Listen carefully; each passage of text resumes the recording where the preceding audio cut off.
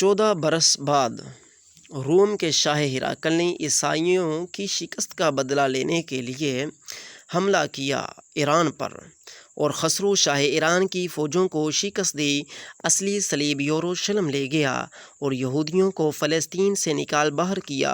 اس وقت عرب میں آفتاب نبوت علیہ السلام ضیاء ریز ہو چکا تھا، فتح روم کی شہادت مل چکی تھی۔ سورۃ الروم میں یہ بشارت موجود ہے۔ سرداران عرب ایران سے دلچسپی رکھتے تھے اور ایرانی فتح کے خواہشمند تھے، اس لیے رومی فتح کی شہادت پر مسلمانوں اور رسول اللہ صلی اللہ علیہ وسلم کا مذاق اڑاتے تھے۔ لیکن کچھ عرصے بعد جب روم کے لشکر کامیاب اور ایرانی ناکام ہو گئے تو ان کے حوصلے پست ہو گئے۔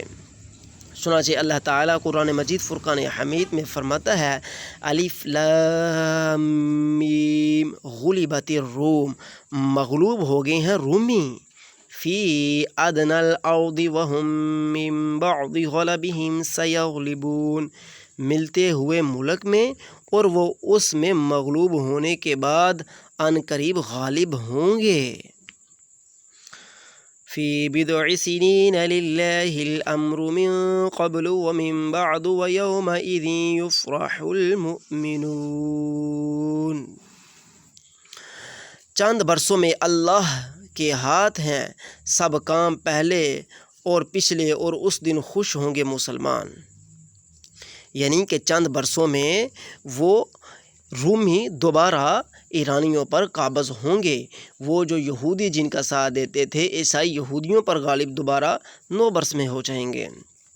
تفسیر: مولوی شبیر احمد عثمانی دیوبندی نے حاشیہ ترجمہ مولوی محمود الحسن دیوبندی میں لکھا ہے کہ ان آیات میں قرآن نے ایک عجیب و غریب پیشن گوئی کی جو اس کی صداقت کی عظیم و شان دلیل ہے۔ واقعہ یہ ہے کہ اس زمانے کی بڑی باری 2 سلطنتیں، فارس جسے ایران کہتے ہیں اور روم، مدت دراز سے آپس میں ٹکراتی چلی آتی تھیں۔ 602 عیسوی سے لے کر 614 عیسوی کے بعد تک ان کی حریفانہ نبرد آزمائیوں کا سلسلہ جاری رہا، جیسا کہ انسائکلوپیڈیا برٹانیکا کی تصریحات سے ظاہر ہے۔ 570 عیسوی میں نبی کریم صلی اللہ علیہ وسلم کی ولادت شریف آنا اور 40 سال بعد 610 عیسوی میں آپ کی بعثت مبارک ہوئی۔ مکہ والوں میں جنگ روم و فارس کے متعلق خبریں پہنچتی رہتی تھیں۔ اسی دوران حضور سید عالم صلی اللہ علیہ وسلم کے دعوی نبوت اور اسلامی تحریک نے ان لوگوں کے لیے ان جنگی خبروں میں ایک خاص دلچسپی پیدا کر دی۔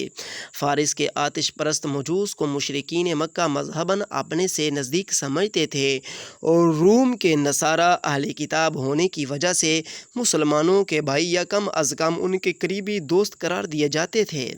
جب فارس کے غلبے کی خبر آتی تو مشرکین مکہ مسرور ہوتے، خوش ہوتے اور اس سے مسلمانوں کے مقابلے میں اپنے غلبے کی فال لیتے اور خوش آئندہ توقعات باندھتے تھے۔ مسلمانوں کو بھی طبعاً صدمہ ہوتا کہ عیسائی اہل کتاب آتش پرست مجوسیوں سے مغلوب ہوئے ہیں۔ ادھر ان کو مشرکین مکہ کی شماتت کا ہدف بننا پڑا۔ مسلمانوں کو مشرکین مکہ کی شماتت کا ہدف بننا پڑا۔ آخر 614 عیسوی کے بعد جب کہ ولادت نبوی صلی اللہ علیہ وسلم کو قمری حساب سے تقریباً 45 سال اور بعثت کے 5 سال ابھی گزرے تھے، یعنی کہ اعلان نبوت کے ابھی 5 سال گزرے تھے، خسرو ثانی کے عہد میں فارس نے روم کو ایک مہلک اور فیصلہ کن شکست دی۔ شام، مصر، ایشیائی کوچک، یعنی جہاں پر آج کل ایشیائی کوچک ترکی واقع ہے، جہاں پر آج کل ترکی واقع ہے، تمام ممالک رومیوں کے ہاتھ سے نکل گئے اور یہ تمام کے تمام ملک جو ہیں ایرانیوں کے ہاتھ لگ گئے تھے۔ ہرقل قیصر روم کو ایرانی لشکر نے اس قدر باری شکست دی تھی کہ وہ قسطنطنیہ میں پناہ گزین ہونے پر مجبور کر دیا گیا اور رومیوں کا دارالسلطنت بھی خطرے میں پڑ گیا۔ بڑے بڑے پادری قتل یا قید ہو گئے۔ بیت المقدس سے عیسائیوں کی سب سے زیادہ مقدس صلیبی ایرانی فاتحین لے اڑے۔ قیصر روم کا اقتدار بالکل فنا ہو گیا۔ بظاہر اسباب کوئی صورت روم کے ابھرنے اور فارس کے تسلط سے نکلنے کی کوئی قید باقی نہیں نظر آ رہی تھی، کوئی صورت باقی نظر نہیں آ رہی تھی، یہ حالات دیکھ کر مشرکین مکہ نے خوب بگلے بجائیں اور مسلمانوں کو چھیڑنا شروع کیا۔ بڑے بڑے حوصلے اور توقعات قائم کرنے لگے، حتیٰ کہ بعض مشرکین نے ابو بکر صدیق رضی اللہ تعالی عنہ سے کہا کہ آج ہمارے بھائی ایرانیوں نے تمہارے بھائی رومیوں کو مٹا دیا ہے، کل ہم بھی تمہیں اسی طرح مٹا دیں گے۔ اس وقت قرآن نے سلسلہ اسباب ظاہری کے بالکل خلاف عام اعلان کر دیا کہ بے شک اس وقت رومی فارس سے مغلوب ہو گئے ہیں، لیکن 9 سال کے اندر اندر وہ پھر غالب و منصور ہوں گے۔ اسی پیشن گوئی کی بنا پر حضرت ابوبکر صدیق رضی اللہ تعالی عنہ نے بعض مشرکین سے شرط باندھ لی۔ اس وقت تک ایسی شرط لگانا حرام نہ ہوا تھا کہ اگر اتنے سال تک رومی غالب نہ ہوئے تو میں 100 اونٹ تم کو دوں گا، ورنہ اسی قدر اونٹ تم مجھ کو دو گے۔ شروع میں حضرت ابوبکر صدیق رضی اللہ تعالی عنہ نے اپنی رائے سے بضع سنین کی میعاد کچھ کم رکھی تھی۔ بعد وہ نبی کریم صلی اللہ علیہ وسلم کے ارشاد سے بضع کے لغوی مدلول یعنی 9 سال پر معاہدہ ٹھہرا۔ ادھر ہرقل کیسرا روم نے اپنے زائل شدہ اقتدار کو واپس لینے کا تہیہ کر لیا اور منت مانی کہ اگر اللہ تعالیٰ نے مجھ کو فارس پر فتح دی تو ہمت سے پیدل چل کر ایلیا یعنی بیت المقدس تک پہنچوں گا۔ خدا کی قدرت دیکھو کہ قرآن پیشن گوئی کے مطابق 8-9 سال کے اندر اندر یعنی ہجرت کا 1 سال گزرنے پر عین بدر کے دن بدر کے دن جب کہ مسلمان اللہ عز و جل کے فضل سے مشرکین پر نمایاں فتح نصرت حاصل ہونے کی خوشیاں منا رہے تھے، یہ خبر سن کر زیادہ مسرور ہوئے کہ رومی اہل کتاب کو خدا تعالیٰ نے ایران کے مجوسیوں پر غالب فرمایا، اور اسی ضمن میں مشرکین مکہ کو مزید خذلان و خسران نصیب ہوا، یعنی کہ پریشانیاں لاحق ہو گئیں۔ قرآن کی اس عظیم و شان محیر العقول پیشن گوئی کی صداقت کا مشاہدہ کر کے بہت لوگوں نے اسلام قبول کیا، اور حضرت ابوبکر صدیق رضی اللہ تعالی عنہ نے 100 اونٹ مشرکین مکہ سے وصول کیے، جن کے متعلق حضور علیہ السلام نے حکم دیا کہ صدقہ کر دیے جائیں۔ اس بات کے اوپر تھوڑا سا تبصرہ بھی کیا جائے۔ یہ حوالہ اکثر جو ہم نے بیان کیا ہے بالخصوص روح البیان میں مفصل ہے۔ فقیر نے عمدن حاشیہ کی تصریح کی ہے تاکہ منکرین کمالات مصطفیٰ صلی اللہ علیہ وسلم کو انکار نہ ہو، لیکن ناظرین کو معلوم ہو کہ واقعہ حاضہ میں حضور سید عالم صلی اللہ علیہ وسلم کے علم غیب کا ثبوت ہے۔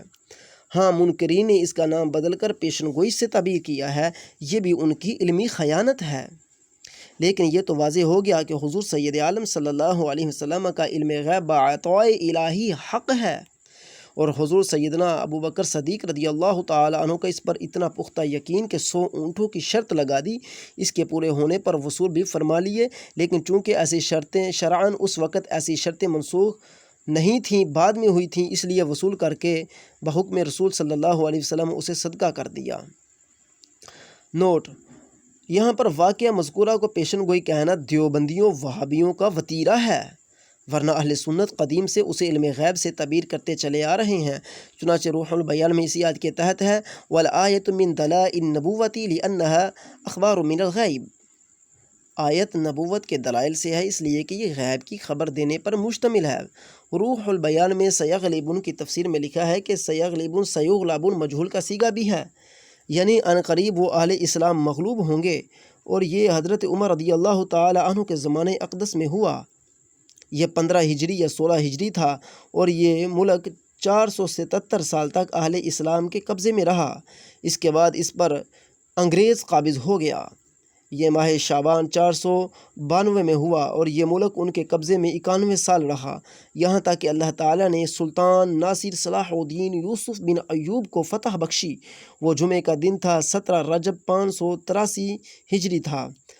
قاضی محی الدین بن البرقی قاضی دمشق نے ان کی مدح میں ایک قصیدہ لکھا جس کا ایک شعر یہ ہے فتوحکم حلبا بالسیف فی السفر مبشرا بفتوح القدس فی الرجب، تم نے تلوار سے سفر میں حلب کو فتح کیا اور قدس کی فتح کی خوشخبری رجب میں سنائی گئی۔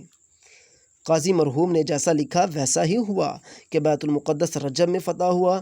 ان سے پوچھا گیا کہ آپ نے اس فتح کی خوشخبری قبل از وقت کیوں سنا دی؟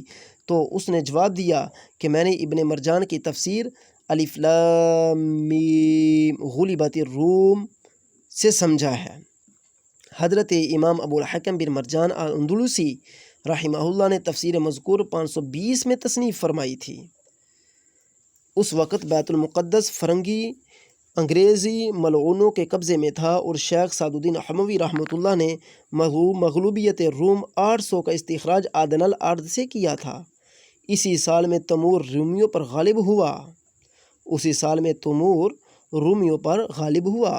فقیر صاحب روح البیان فرماتے ہیں کہ اکثر غالبیت و مغلوبیت ہمیشہ کے لیے بدعہ کے حساب کے اندر ہی رہی ہے اور رہے گی، خواہ صدیوں کے لحاظ سے ہو یا باعتبار احاد کے۔ ایسے ہی ایک بار اہل اسلام 1802 ہجری میں غالب ہوئے، جیسا کہ چند غلبہ والوں نے اشارات بھی کیے، جیسا کہ سیاغلیبون سے بھی سمجھا جاتا ہے، لیکن پھر اہل اسلام پر 1907 میں کفار نے غلبہ پایا۔ ہر حادثے قرآن مجید میں کسی نہ کسی آیت میں اشارہ ضرور پایا جاتا ہے، یہ علم الحروف کے جاننے والے جانتے ہیں، اور یہ اس پر منکشف ہوتا ہے جو اس علم کا ماہر ہوتا ہے۔